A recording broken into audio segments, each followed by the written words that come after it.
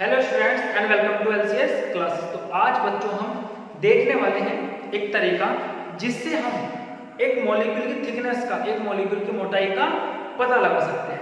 ठीक है बच्चों, मॉलिक्यूल की जो थिकनेस होती है वो 10 टू द पावर -9 और 10 टू द पावर -10 ऑर्डर की होती है। जो बड़े मॉलिक्यूल होते हैं उनका order 10 to the power -9 metre का होता है और छोटे मॉलिक्यूल्स का order 10 to the power -10 metre का होता है। ठीक है, और जो हमारी लाइट होती है, लाइट की जो वेवलेंथ होती है वो कितनी होती है 10 टू द पावर -7 मीटर की। तो देखो अगर कहीं पर बहुत छोटा कोई मॉलिक्यूल है ना, जो मॉलिक्यूल्स होते हैं, अगर कहीं पर एक मॉलिक्यूल रखा है तो वो हमें आंखों से दिखाई ही नहीं देगा। क्यों? क्योंकि उसका साइज कितने ऑर्डर का है 10 to the power -9 metre approx, जो बड़े मॉलिक्यूल्स भी होते हैं। और लाइट की जो वेवलेंथ होती है, ठीक है, लाइट का एक वेव होती है इलेक्ट्रिक मैग्नेटिक फील्ड का वाइब्रेशन। ठीक है, एक वेव क्या होती है बच्चों? एक वेव हो जाती है ये, ठीक है, जब एक कंप्लीट वेव होती है उसके बीच में चली गई डिस्टेंस। ठीक है, तो लाइट की वेवलेंथ होती है वो 10 टू द पावर -7 मीटर के रेंज की होती है। तो मॉलिक्यूल का साइज इतना छोटा है कि लाइट उससे पास हो जाती है, उस पर पड़ने के बाद रिफ्लेक्ट नहीं होती है ना। लाइट को रिफ्लेक्ट होने के लिए लगभग हमें इसी रेंज का मॉलिक्यूल चाहिए, मतलब जो हमें ऑब्जेक्ट चाहिए वो इसी साइज का होना चाहिए।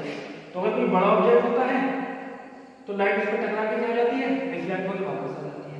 लेकिन मॉलिक्यूल का साइज इतना छोटा है कि लाइट इसके ऊपर से गुजर जाती है और इससे टकरा के रिफ्लेक्ट नहीं होती।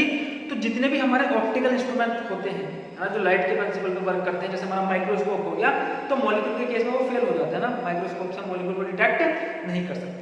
ठीक है, तो आज हम पढ़ेंगे एक तरीका जो हम लैब में यूज करते हैं एक मॉलिक्यूल की थिकनेस का पता लगाने के लिए। ठीक है, और जो इस मॉलिक्यूल के अंदर थिकनेस को पता लगाना है वो क्या, वो कौन किसका मॉलिक्यूल होता है? ओलिक एसिड का। बच्चों ओलिक एसिड के मॉलिक्यूल का साइज काफी बड़ा होता है। ठीक है, इसका लगभग ऑर्डर होता है 10 टू द पावर -9 इस रेंज का होता है। ठीक, अब देखो measuring the thickness of oleic acid, हमें ओलिक एसिड की थिकनेस का पता लगाना है। ठीक है, इसका फॉर्मूला लिखा हुआ है C18H34O2, ये इसका फॉर्मूला है। ठीक है, इन चीजों से मिलकर ओलिक एसिड का मॉलिक्यूल बनता है। तो देखो इसको हम किस तरीके से मेजर करते हैं। हम यहाँ पर एक लिक्विड की प्रॉपर्टी का यूज करते हैं। हमें पता है अगर हम किसी लिक्विड को किसी सरफेस पर डालते हैं तो लिक्विड क्या होता है, सरफेस पर स्प्रेड हो जाता है इस तरीके से।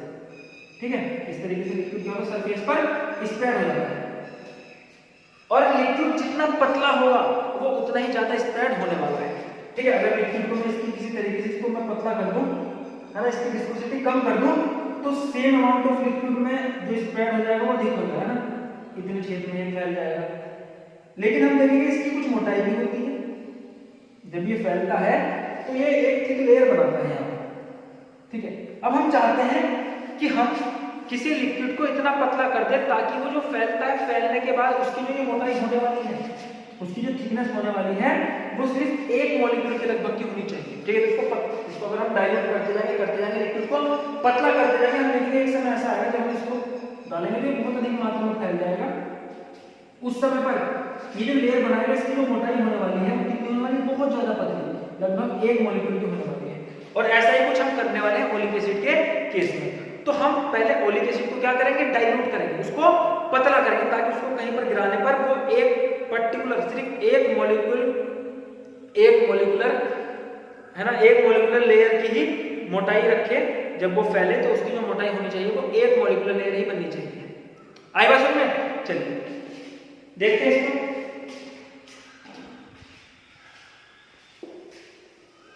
तो देखो बच्चों हम क्या करते हैं, इसका मैं प्रोसीजर लिख रहा हूं।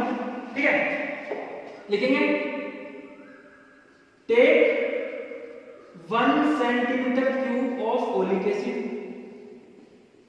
Take 1 centimetre cube of oleic acid and dissolve it in 19 centimetre cube alcohol to make a solution of 20 centimetre cube. तो हम 1 सेंटीमीटर क्यूब ओलिक एसिड को 19 सेंटीमीटर क्यूब अल्कोहल में मिला के एक सॉल्यूशन बनाते हैं और उस सॉल्यूशन है ना, और वो सॉल्यूशन कितना है 20 सेंटीमीटर क्यूब। तो ये मान लेते हैं एक छोटा डब्बा ठीक है, इसकी लेंथ ब्रेड्थ हाइट सब कितनी है 1 सेंटीमीटर है ना, क्योंकि डब्बा है। इसमें हमने क्या ले लिया बच्चों, इसमें ओलिक एसिड ले लिया, ओलिक एसिड ले लिया। एक हमने बड़ा डब्बा लिया, ठीक, और ये जो बड़ा डब्बा है बच्चों, इसका जो वॉल्यूम है वो कितना है 20 सेंटीमीटर क्यूब। तो इसमें हमने 1 सेंटीमीटर क्यूब क्या डाला, ये कितना है 1 सेंटीमीटर क्यूब, 1 सेंटीमीटर क्यूब क्या डाल दिया, ओलिक एसिड डाल दिया, और बाकी इसमें क्या भर दिया हमने, अल्कोहल भर दिया। ठीक है, तो यहाँ पर 20 सेंटीमीटर क्यूब क्या है, सॉल्यूशन है। ये क्या है, सॉल्यूशन है। किस किस का सॉल्यूशन है, ओलिक एसिड का प्लस अल्कोहल का। ओलिक एसिड की मात्रा कितनी है 1 सेंटीमीटर क्यूब, अल्कोहल की 19 सेंटीमीटर क्यूब। ठीक है, अब मैं कहूं अगर मैं इस सॉल्यूशन में 1 सेंटीमीटर क्यूब लूं, देखो अब हमने इस ओलिक एसिड को इसमें डाल के सॉल्यूशन कितना बना दिया, सॉल्यूशन का वॉल्यूम कितना है 20 सेंटीमीटर क्यूब। अगर मैं इस सॉल्यूशन का कितना हिस्सा लूं, मैंने इस सॉल्यूशन का कितना हिस्सा लिया 1 सेंटीमीटर क्यूब का। ठीक है, तो हमने क्या किया, अब ये जो हमने सॉल्यूशन बनाया इसका तो 1 सेंटीमीटर क्यूब और निकाल दिया, कितना 1 सेंटीमीटर क्यूब सॉल्यूशन।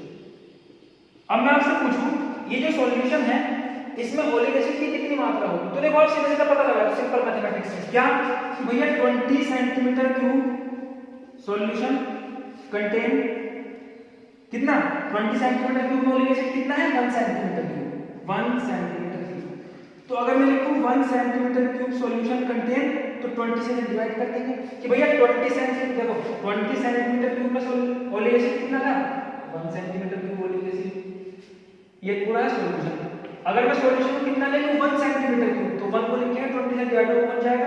ये तो आपने मैथ में बहुत क्वेश्चन करोगे कि 20 में 1 सेंटीमीटर क्यूब, तो 1 सेंटीमीटर में कितना हो जाएगा 1/20 सेंटीमीटर क्यूब ओलिक एसिड की मात्रा। ठीक है, तो यहां पर हमारे पास 1 centimetre cube solution contain 1/20 centimetre cube क्या है, ये oleic acid, oleic acid, sorry oleic acid, oleic acid. ठीक है, तो देखो हमने यहाँ पर ओलिक एसिड को डाइल्यूट कर दिया है, लेकिन अभी भी ये ओलिक एसिड इतना पतला नहीं हुआ है कि जब हम इसको किसी सरफेस पर गिराएं तो इसकी जो थिकनेस है वो 1 मॉलिक्यूल की बन जाए। ठीक है, तो हमें इसको और डाइल्यूट करना पड़ेगा। अब हम क्या करते हैं, इस सॉल्यूशन का हमने कितना ले लिया वॉल्यूम 1 सेंटीमीटर क्यूब, अगेन एक बार डब्बा लेते हैं 20 सेंटीमीटर क्यूब का, 20 सेंटीमीटर क्यूब का एक डब्बा लेते हैं, इसमें 1 सेंटीमीटर क्यूब क्या डालते हैं, सॉल्यूशन डालते हैं। ठीक है, क्या डालते हैं 1 सेंटीमीटर क्यूब क्या है, ओल्ड सॉल्यूशन, जो हमने ऊपर सॉल्यूशन बनाया था, ये वाला सॉल्यूशन कितना डालते हैं 1 सेंटीमीटर क्यूब, ये स्पेशल सॉल्यूशन लिख लो, प्लस बाकी के ये जो देखो डब्बा है ये हमने कितना लिया है, ये भी हमने लिया है 20 सेंटीमीटर क्यूब का। तो बड़े वाले डब्बे में हमने 1 सेंटीमीटर क्यूब क्या डाला, 1 सेंटीमीटर क्यूब पहला सॉल्यूशन डाल दिया, प्लस 19 सेंटीमीटर क्यूब फिर से क्या डाल दिया, अल्कोहल डाल दिया, अल्कोहल डाल दिया। ठीक है, तो फिर से हमारे पास जो सॉल्यूशन तैयार हुआ ये क्या बन गया, एक न्यू सॉल्यूशन बन गया। ठीक है बच्चों, तो ये हमारे पास नया सॉल्यूशन आ गया। इसको हम चाहते हैं ओलिक एसिड से जो सॉल्यूशन बना रहे हैं उसको क्या कर दे, और डाइल्यूट कर दे और पतला कर दे। तो हमने क्या किया, हमने पुराने सॉल्यूशन में से 1 सेंटीमीटर क्यूब सॉल्यूशन इसमें डाला और 19 सेंटीमीटर क्यूब फिर से क्या डाल दिया, अल्कोहल डाल दिया। ठीक, अब ध्यान से देखो, अब ये जो सॉल्यूशन है 20 सेंटीमीटर क्यूब, जो नया सॉल्यूशन है ना, न्यू सॉल्यूशन, इस सॉल्यूशन में मैं आपसे पूछूं ओलिक एसिड की मात्रा कितनी है, तो ओलिक एसिड की इसमें उतनी ही तो मात्रा होगी जितनी इस 1 सेंटीमीटर क्यूब में होगी। भाई इसके अंदर जितना भी ओलिक एसिड आया होगा इस सॉल्यूशन में से आया होगा, और इस सॉल्यूशन में मात्रा कितनी थी 1/20 सेंटीमीटर क्यूब। आई बात समझ बच्चों, ध्यान से रखिए दोबारा, हमने जो ये सॉल्यूशन दिया था इसमें ओलिक एसिड कितना था 1/20 सेंटीमीटर क्यूब, बाकी अल्कोहल था। अब हमने इसमें इसको डाल दिया, तो इसमें ओलिक एसिड कितना पहुंच गया होगा 20 सेंटीमीटर क्यूब में, तो 20 सेंटीमीटर क्यूब में बच्चों ओलिक एसिड तो कितना होगा 1/20 सेंटीमीटर क्यूब। ठीक है, अब ध्यान से देखो, अब हम क्या करते हैं, इसका जो हमने दोबारा नया सॉल्यूशन तैयार किया है इसका 1 सेंटीमीटर क्यूब का डब्बा लेते हैं, यानी कि इस सॉल्यूशन में से कितना वॉल्यूम ले लेंगे 1 सेंटीमीटर क्यूब वॉल्यूम ले लेंगे। ध्यान से समझेंगे, ठीक है, तो ये हमने 1 सेंटीमीटर क्यूब क्या ले लिया, न्यू सॉल्यूशन ले लिया, न्यू सॉल्यूशन। ठीक, चलिए लिखेंगे इसको। तो देखो अब देखो अगेन लिखेंगे इसको, again dilute the solution again dilute the solution by taking 1 centimeter cube of cold solution है जो हमारे पास पहले सॉल्यूशन था and 19 centimetre cube of 90 centimetre cube क्या लिया हमने एल्कोहल। ठीक है, या इसको लिख सकते हो 1 सेंटीमीटर क्यूब ऑफ सॉल्यूशन। तो हमने सॉल्यूशन को अगेन डाइल्यूट किया है by taking 1 centimetre cube of solution, ये वाला सॉल्यूशन था, and 90 centimetre cube of alcohol. ठीक है, अब देखो न्यू सॉल्यूशन में ओलिक एसिड कितना है, तो मैं लिख सकता हूं 20 सेंटीमीटर क्यूब, ये वाला 20 centimetre cube new solution contain 20 centimetre cube new solution contain 1/20 centimetre cube oleic acid. ठीक है, अगर मैं इस सॉल्यूशन का फिर से कितना ले लूं 1 सेंटीमीटर क्यूब, तो उसमें ओलिक एसिड की मात्रा कितनी हो जाएगी, तो आप यहां से लिख सकते हो 1 centimetre cube new solution contain 1/20 फिर से डिवाइड में आ जाएगा 20 × 20 400 सेंटीमीटर क्यूब ओलिक एसिड। आई बात समझ बच्चों? तो देखो हमने ओलिक एसिड को और डाइल्यूट कर दिया। पहले हमने 1 सेंटीमीटर क्यूब ओलिक एसिड कितने में मिलाया, 19 सेंटीमीटर क्यूब अल्कोहल में मिलाया, उसको पतला कर दिया। फिर से उस सॉल्यूशन में 1 सेंटीमीटर क्यूब लिया, उसको फिर से 19 सेंटीमीटर क्यूब अल्कोहल में मिला दिया। तो अब हमारे पास जो सॉल्यूशन आया उसमें ओलिक एसिड की मात्रा कितनी आई 1/400। मतलब अगर मैं इस सॉल्यूशन की एक ड्रॉप लूंगा तो उस एक ड्रॉप में उस एक ड्रॉप का जो भी वॉल्यूम होगा, मान लो उसका वॉल्यूम V है, तो उसमें ओलिक एसिड की मात्रा कितनी होगी V/400। मतलब उसमें ओलिक एसिड कितना होगा V/400 और बाकी बचा हुआ सारा क्या होगा, बाकी बचा हुआ होने वाला है अल्कोहल। आई बात समझ में? तो अगर मान लो इसमें जब हम इसके कोई पर्टिकुलर ड्रॉप लेते हैं, उसका जो 400वां हिस्सा होगा, उसका जो 400वां हिस्सा होगा वो ओलिक एसिड का होगा, बाकी उस सॉल्यूशन के उस ड्रॉप में जो 399 हिस्से होंगे वो किसके होंगे, अल्कोहल के होंगे ना। तो इसका आप अंदाजा लगा सकते हो। जल्दी इसको नोट करिए, रफ करते हैं।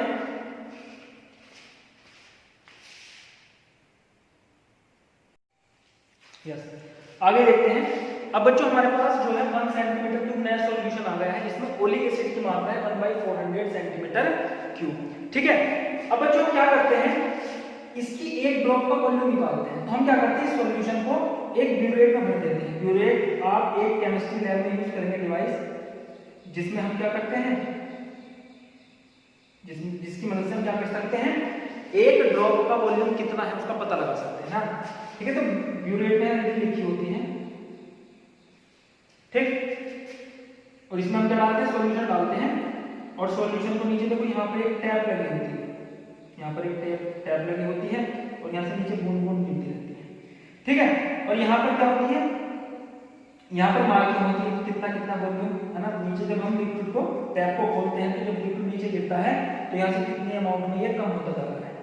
ठीक है, तो ध्यान से देखो, अभी मान लेते हैं यहाँ से लेके यहाँ तक क्या है, यहाँ से लेके यहाँ तक 1 मिलीलीटर। ठीक है, इस पे क्या मिलीलीटर में रीडिंग लिखी होती है। ठीक है, 19, 20, 18 इस तरीके से। तो मान लो यहाँ पर रीडिंग कितनी है 19 मिलीलीटर और यहाँ पर कितनी है 20 मिलीलीटर। ठीक है, इस तरीके से मान लो। तो देखो जब हम इसको नीचे टैप को खोल देंगे, नीचे ड्रॉप गिर रहे थे, कितनी ड्रॉप गिरी, तो मान लेते हैं नीचे एन ड्रॉप गिर चुकी है। कितनी, एन ड्रॉप। एक ड्रॉप का वॉल्यूम मान लेते हैं V, तो एन ड्रॉप का वॉल्यूम कितना हो जाएगा बच्चों, एन ड्रॉप का वॉल्यूम हो जाएगा NV। अगर मैं यहाँ से नीचे एन ड्रॉप गिरी तो एन ड्रॉप का वॉल्यूम कितना हो जाएगा NV, और एन ड्रॉप नीचे गिरने पर इसका वॉल्यूम कितना कम हो गया, मतलब कितना वॉल्यूम नीचे चला गया, तो 1 मिलीमीटर का। आई बात समझ, रीडिंग कहाँ पहुंच गई 20 से 19 पर पहुंच गई। तो मैं लिख सकता हूँ एन ड्रॉप का जो वॉल्यूम है वो कितना है 1 millilitre, n equal to 1 millilitre. ठीक है, और 1 मिलीलीटर कितना होता है बच्चों, 1 मिलीलीटर होता है 1 सेंटीमीटर क्यूब। 1 मिलीलीटर कितना होता है 1 सेंटीमीटर क्यूब। तो यहाँ से अगर मुझे वॉल्यूम ऑफ 1 ड्रॉप चाहिए तो वॉल्यूम ऑफ 1 ड्रॉप कितना हो जाएगा 1 सेंटीमीटर क्यूब अपॉन n से इसको डिवाइड कर देंगे। ठीक है, तो हमें क्या मिल जाएगा, हमें मिल जाएगा वॉल्यूम ऑफ 1 ड्रॉप। आई बात समझ में? तो हम इस तरीके से कैसे पता लगाते हैं, ब्यूरेट की मदद से ये पता लगा लेते हैं लैब में कि एक ड्रॉप का वॉल्यूम कितना है। तो हम मान लेते हैं एक ड्रॉप का वॉल्यूम कितना है V, ठीक। तो ये मॉलिक्यूल निकालने का तरीका हो गया। अब देखो, अब हमने इस सॉल्यूशन को इतना पतला कर लिया है, हमें पता है अगर हम किसी सरफेस पर इसको डालेंगे तो ये कितनी मोटी लेयर बनाएगा, एक मॉलिक्यूलर मोटी लेयर बनाएगा। ठीक है, देखो अब हम क्या करते हैं, एक टब लेते हैं, बड़ा सा एक टब लेते हैं और इसमें क्या कर देते हैं, पानी डाल देते हैं, पानी भर देते ऊपर, ध्यान समझते रहना इसको। इसमें पानी भर देते हैं, उसके ऊपर बच्चों इसमें डालते हैं टैल्कम पाउडर। क्या डालते हैं, टैल्कम पाउडर, इसको लिपोपोडियम पाउडर भी बोलते हैं। तो टैल्कम पाउडर की खासियत ये है, जब आप इसको पानी के ऊपर डालते हैं तो अपनी एक लेयर बना लेता है। तो यहाँ पर ये टैल्कम पाउडर क्या करता है, व्हाइट कलर की लेयर बना लेता है। मतलब अगर मैं इसके अंदर उसके ऊपर से अगर मैं कोई सॉल्यूशन डालूंगा तो पानी में नहीं घुलेगा, तो इसलिए हमने इसके ऊपर टैल्कम पाउडर डाल दिया, तो ये व्हाइट कलर की यहाँ पर लेयर बना लेते हैं। अब हम क्या करते हैं, कुछ ड्रॉप सॉल्यूशन भी डालते हैं। तो यहाँ से हम इसकी मदद से, ब्यूरेट की मदद से इसमें कुछ ड्रॉप क्या डालेंगे, अपने सॉल्यूशन भी डालेंगे, तो हमारे पास ये सॉल्यूशन है। और जब हम इसमें सॉल्यूशन की कुछ ड्रॉप डालते हैं, ठीक है, तो इसके ऊपर जब हम सॉल्यूशन डालेंगे तो सॉल्यूशन क्या करते हैं, यहाँ पे अपना पैच बना लेते हैं, फिल्म बना लेते हैं इस तरीके से। ये सॉल्यूशन में क्या बना दिया, अपनी एक फिल्म बना लेगा, लगभग ये येलो कलर का एक स्पॉट बना लेगा। ठीक है, तो ये सॉल्यूशन अपनी एक फिल्म बना लेगा। ठीक है, अब देखो जैसे सॉल्यूशन यहाँ पर गिरता है, इस सॉल्यूशन में से जितना भी अल्कोहल होता है वो उड़ जाता है, क्योंकि अल्कोहल एयर से रिएक्शन करता है यहाँ पर और वेपोराइज हो जाता है। तो यहाँ पर जो पैच बनता है, पैच क्या करता है, पैच में सिर्फ ओलिक एसिड रहता है, जितना भी अल्कोहल था वो हवा में उड़ जाता है। तो आप लिख सकते हैं यहाँ पर जो फिल्म बनी है ना, ये पैच बना है, patch contain only oleic acid. ठीक है, पैच के पास क्या रहेगा, ओलिक एसिड। तो मान लो कि हमने इस पर N ड्रॉप डाली है, कितनी ड्रॉप डाली है, N ड्रॉप डाली है। ठीक है, लिखेंगे let V be the volume of each drop and V पाउड N ड्रॉप ऑफ सॉल्यूशन, है ना, into the large tub of water having layer of talcum powder। ठीक है, talcum powder। अब देखो इस पे जो पैच बन गया, आगे लाइन में लिखेंगे हम the alcohol evaporate in air and the film लिख सकते हो, इसको पैच लिख सकते हो, and the patch contain only oleic acid. ठीक है, पैच में क्या है, ओलिक एसिड। तो देखो मुझे पता है एक ड्रॉप सॉल्यूशन में ओलिक एसिड की मात्रा कितनी होगी, तो एक ड्रॉप का वॉल्यूम कितना है, V। तो V वॉल्यूम किसका है, सॉल्यूशन का, तो ओलिक एसिड कितना होगा, V/400, क्योंकि हमें पता है 1/400 क्या है, इसमें ओलिक एसिड है। ठीक है, चलिए तो देखो इसमें ध्यान से, volume of oleic acid of the film, ये जो फिल्म बनी है, पैच बना है, इसमें ओलिक एसिड का वॉल्यूम कितना है, volume of oleic acid in the film. ये जो हमारा फिल्म बनी है बच्चों, इसमें ओलिक एसिड का वॉल्यूम कितना है, तो वो कितना लिख सकते हैं, N ड्रॉप का वॉल्यूम कितना, N into V divided by 400। ठीक है, क्योंकि हमें क्या लिखना है, सिर्फ ओलिक एसिड का वॉल्यूम लिखना है, अल्कोहल तो क्या हो जाता है यहाँ पर, एवापोरेट हो जाता है। अब ये जब देखो पतली, इतना पतला पैच बनता है, इसकी मोटाई लगभग क्या मान लेते हैं हम, लगभग 1 मोलिकुलर होगी इसकी मोटाई। अब हम क्या चाहते हैं, हमें तो इसकी थिकनेस निकालनी है। तो ध्यान से देखो, ये कुछ पैच इस तरीके का हो गया, तो सबसे पहले बच्चों हम इसका पैच का एरिया पता लगाते हैं। क्या लगाते हैं, एरिया पता लगाते हैं। एरिया कैसे पता लगाते हैं, ग्राफ पेपर की मदद से।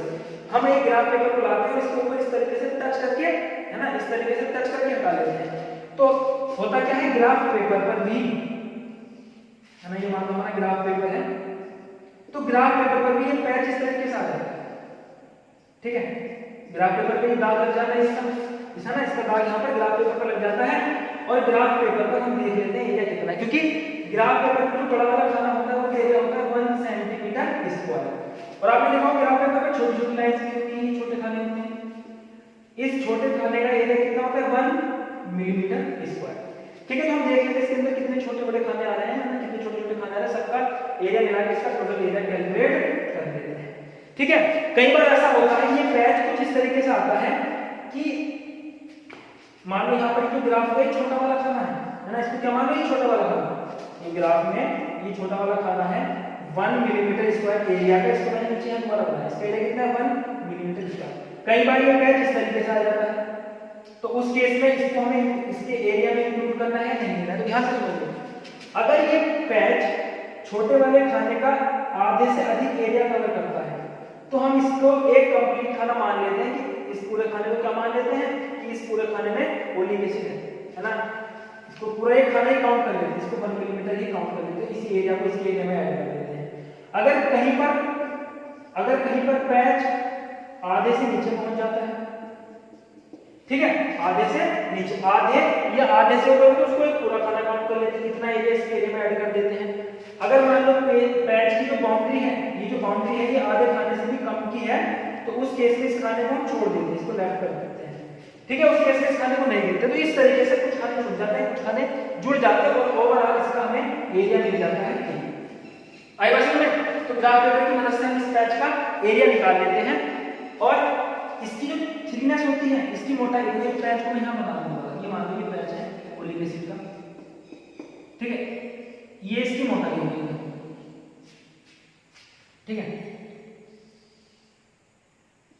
अब देखो पैच का जो एरिया है वो कितना है, a है, और इसकी थिकनेस मान लेते हैं हम t। तो वॉल्यूम कितना हो जाएगा पैच का वॉल्यूम, इफ देखेंगे a b the area of film and t be its thickness, a क्या हो गया फिल्म का, a क्या हो गया, t क्या हो गया इसकी थिकनेस हो गई। तो उस केस में इसका जो वॉल्यूम हो जाएगा, वॉल्यूम कितना हो जाएगा, एरिया इनटू थिकनेस। तो देखो हमने दो अलग अलग तरीके से वॉल्यूम निकाला, एक वॉल्यूम क्या हो गया एरिया इनटू थिकनेस, एक वॉल्यूम कि हमने इसके ऊपर ओलिक एसिड कितना डाला था, वो कितना था NP/100। तो इन दोनों इक्वेशन को मैं लिख सकता हूं फ्रॉम अबव इक्वेशंस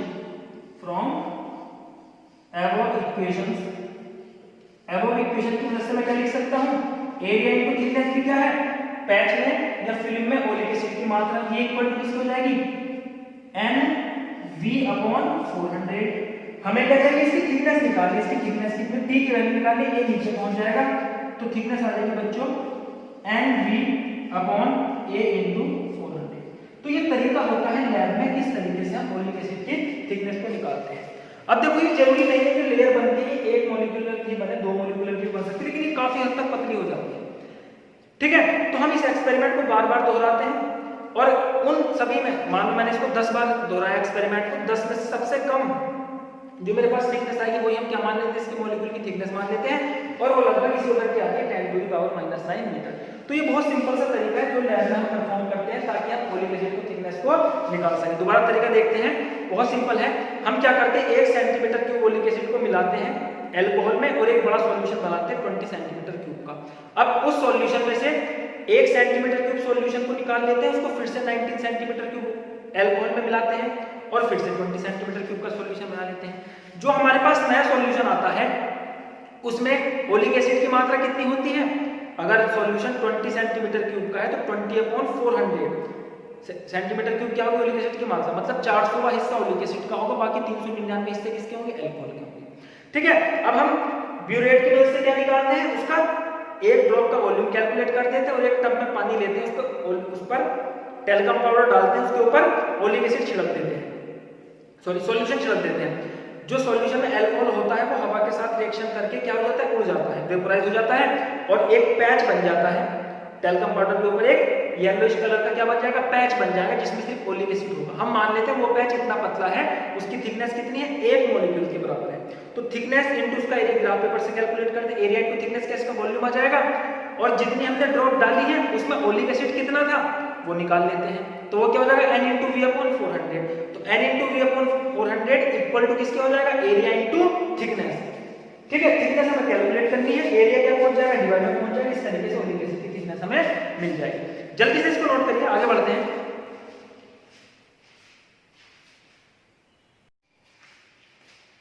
आगे डिस्कस करते हैं बच्चों measurement of mass and time.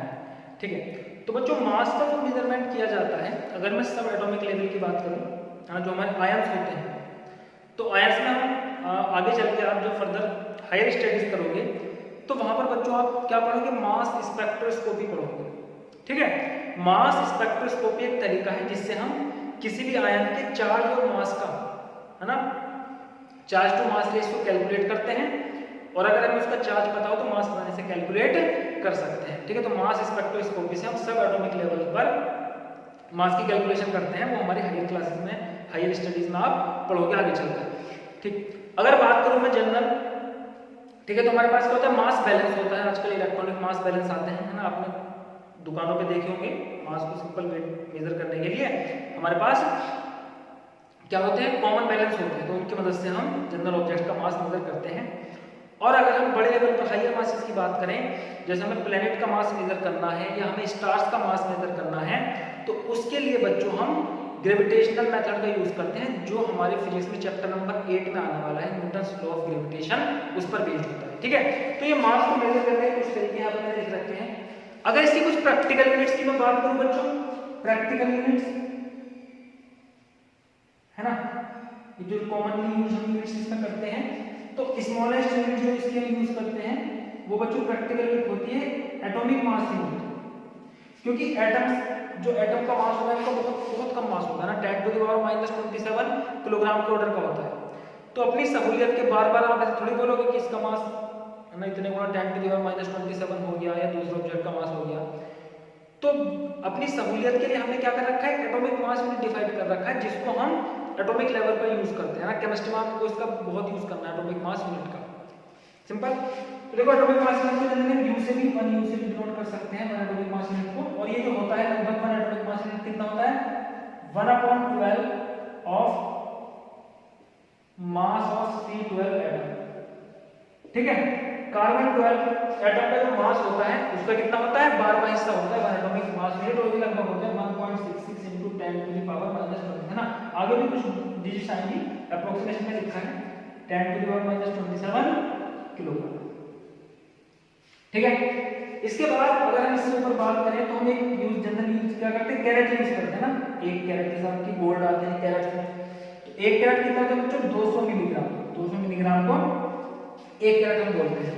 ठीक है, इसके बाद कुछ और लार्ज यूनिट की बात करें, है ना, इससे कुछ लार्ज यूनिट की बात करें तो इसमें बच्चों हमारा पाउंड आ जाता है, 1 पाउंड, ये होता है 0.4536 किलोग्राम, 1 पाउंड।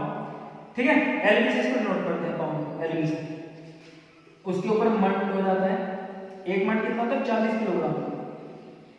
ठीक है, और उसके बाद आपका आ जाता है बच्चों, इसके बाद हम, है ना, क्विंटल यूज करते हैं, क्विंटल। तो एक क्विंटल कितना होता है, 100 किलो हो जाता है, 100 किलोग्राम का। और इसके बाद हम टन यूज करते हैं, टन। एक टन कितना होगा बच्चों, 1000, है ना, 10 क्विंटल का 10 क्विंटल हो जाएगा 1000 किलोग्राम। तो ये कुछ प्रैक्टिकल यूनिट है जिनका हम मास को मेजर करने में यूज करते हैं। अगर बहुत लार्ज यूनिट की बात करें, ठीक है, तो एक बहुत बड़ी यूनिट क्या आती है, चंद्रशेखर यूनिट, है ना, लार्जेस्ट यूनिट जो मास को लिखते हैं, लार्जेस्ट यूनिट क्या है वो, Chandrashekhar unit, 1 Chandrashekhar unit, 1 CS। तो 1 चंद्रशेखर यूनिट क्या होती है बच्चों, 1.4, है ना, लगभग 1.5 गुना हो जाती है इसके mass of sun, 1.4 into mass of sun. Mass of sun कितना होता है, 2 इनटू, मैंने पहले बताया था आपको, 2 इनटू 10⁻30 किलोग्राम, एप्रोक्स इतना होता है मास ऑफ सन। तो 1 चंद्रशेखर लिमिट, ये जो चंद्रशेखर लिमिट है ये हमारे देश के साइंटिस्ट ने डिफाइन की थी, है ना, चंद्रशेखर ने। तो बच्चों चंद्रशेखर लिमिट होता है, उन्होंने हमें बताया था कि जब किसी तारे की उम्र पूरी हो जाती है, किसी सन की एज कंप्लीट हो जाती है, जैसे हमारा सन हो गया, कोई स्टार हो गया, उसकी एज कंप्लीट हो जाती है, उसके अंदर की क्या न्यूक्लियर रिएक्शंस बंद हो जाती हैं, तो बाद में वो व्हाइट डॉर्फ बन जाता है ना, व्हाइट कलर का हो जाता है धीमे धीमे। तो एक स्टेबल, है ना, व्हाइट डॉर्फ क्या होते हैं, स्टेबल भी होते हैं और कुछ अनस्टेबल होते हैं, कि जो एक स्टेबल व्हाइट डॉर्फ होता है उसका जो मैक्सिमम बड़े से बड़ा मास हो सकता है वो हो सकता सकता है 1 चंद्रशेखर लिमिट, और वो लगभग होता है 1.4 इंटू मास ऑफ द सन। ठीक है, इससे ज्यादा मास होगा तो वो स्टेबल नहीं रह सकता, ब्लैक होल में तब्दील हो जाता है वगैरह वगैरह। तो अगर स्टेबल व्हाइट डॉर्फ जो होता है वो कितना होता है, वो कितना होता है बच्चों 1.4 इंटू मास ऑफ द सन। ठीक, तो ये हमारे कुछ प्रैक्टिकल स्किल्स जो हम यूज करते हैं। इसके बाद बच्चों देखते हैं measurement of time. Measurement of time, तो बच्चों टाइम को मेजर करने के लिए 2 तरीके की क्लॉक का हम यूज करते हैं। एक होती है मैकेनिकल क्लॉक, एक होती है एटॉमिक क्लॉक। एक एटॉमिक क्लॉक का हमने जिक्र किया था जब हमने सीजियम के बारे में पढ़ा था 1 सेकंड की डेफिनेशन में, है ना। तो सबसे एक्यूरेट क्लॉक क्या होती है, सीजियम की क्लॉक होती है, जो सीजियम के एटम से बनती है। बच्चों मैकेनिकल क्लॉक, जो मैकेनिकल क्लॉक होती है उसमें बहुत सारे मूविंग पार्ट होते हैं। देखा होगा आपने कुछ क्लॉक में क्या इस तरीके से चक्के लगे होते हैं बहुत सारे, है ना, और एक दूसरे के रेस्पेक्ट में वो कंटिन्यूअसली मूव करते रहते हैं। उससे हमारे, है ना, जो सेकंड की है, मिनट की सुई आगे बढ़ती रहती है और टाइम आगे बढ़ता रहता है। तो ये मूविंग पार्ट पर बेस्ड होती है कौन, mechanical clock, working on the vibration of balance wheel. ठीक है, दूसरी होती है बच्चों हमारी एटॉमिक क्लॉक। ये कैसे वर्क करती है, वाइब्रेशन ऑफ इलेक्ट्रॉनिक एटम या एटॉमिक वाइब्रेशन पर ये बेस्ड होती है। ठीक है, जो मैकेनिकल क्लॉक में इसमें देखो रस्टिंग वस्टिंग भी हो सकती है, तो इसमें एरर की संभावना ज्यादा होती है, ज्यादा एक्यूरेट होती है। मैकेनिकल क्लॉक जो जनरली हम रिस्ट वॉच यूज करते हैं, है ना, जो एटॉमिक क्लॉक में, मैकेनिकल क्लॉक में भी आप रिस्ट वॉच यूज करते हो, कुछ एटॉमिक क्लॉक की भी रिस्ट वॉच यूज करते हो, जिसको क्या बोलते हैं, क्वार्ट्ज क्लॉक बोलते हैं, है ना, जो काफी सस्ती मिल जाती है, क्वार्ट्ज क्रिस्टल से बनी होती है। सीजियम की क्लॉक तो बहुत महंगी मिलती है। तो ये क्या होती है बच्चों, क्वार्ट्ज क्रिस्टल से मिलकर बनी होती है। और जो क्वार्ट्ज क्लॉक होती है, एक सेकंड में इसकी वाइब्रेशन कितनी होती है, 32,768, है ना, 32,768 वाइब्रेशन होती है इसकी एक सेकंड में। और अगर हम सीजियम की क्लॉक की बात करें तो आपने डेफिनेशन में पढ़ा था 1 सेकंड में 9192631770 वाइब्रेशंस इन 1 सेकंड। ठीक है, तो एक सेकंड में ये हमारी क्या होगी, सीजियम क्लॉक की वाइब्रेशन होगी। सीजियम क्लॉक मोस्ट एक्यूरेट होती है। ठीक है, और देखो इसका यूज हम कहां पर करते हैं सीजियम क्लॉक को, तो National Physical Laboratory to maintain Indian Standard Time, जो दिल्ली में है नेशनल फिजिकल लैबोरेटरी, उसमें हम सीजियम क्लॉक का यूज किया करते हैं। ठीक है, तो बच्चों हमारी टाइम सिंपलिसिटी यूनिट हो गई। अब देखो जो सीजियम क्लॉक है इसकी एक्यूरेसी इतनी ज्यादा है, जब इसमें कितनी 9 अरब के लगभग वाइब्रेशन हो जाती है तब जाके क्या होती है, ये 1 सेकंड आगे बढ़ती है। तो देखो अगर इसमें छोटी मोटी एरर भी आ गई, मान लो ये हमारे को 1 सेकंड में कितनी वाइब्रेशन मिलती है, 9192631770, इतनी वाइब्रेशन मिलती है 1 सेकंड में। अगर मान लो इसके बनाने में इसके सर्किट में थोड़ी प्रॉब्लम आ गई, कुछ एरर हो गई कि हम 1 सेकंड में एक वाइब्रेशन फालतू गिन लें या एक वाइब्रेशन कम गिन लें, तो 1 सेकंड हमारी जो घड़ी है वो 1 सेकंड आगे या पीछे होने में कितना समय लग जाएगा, तो लगभग 291.5, है ना, 291.5 इयर्स, इतना समय लग जाएगा उसको 1 सेकंड गलत होने में। तो इतनी अधिक एक्यूरेट होती है हमारी सीजियम की क्लॉक। ठीक है, तो ये हमारा टाइम के बारे में हो गया, मेजरमेंट ऑफ टाइम के बारे में। ठीक है, तो बच्चों आज की वीडियो में इतना ही। आगे वाले लेक्चर में देखो आज की वीडियो की लेंथ थोड़ी छोटी होने वाली है, क्योंकि आगे हमें एरर को कवर करना है और मैं चाहता हूं एरर की एनालिसिस हम सिर्फ एक ही वीडियो में करेंगे कंप्लीट। बहुत इंपॉर्टेंट टॉपिक है ना, काफी कॉम्पिटिटिव एग्जाम में उसके क्वेश्चन आने वाले हैं। ठीक है, तो पढ़ते रहिए आप। तो अगर कॉन्सेप्ट समझ में आया हो तो हमारी वीडियो को लाइक कीजिए, शेयर कीजिए और हमारे चैनल को सब्सक्राइब कीजिए। धन्यवाद।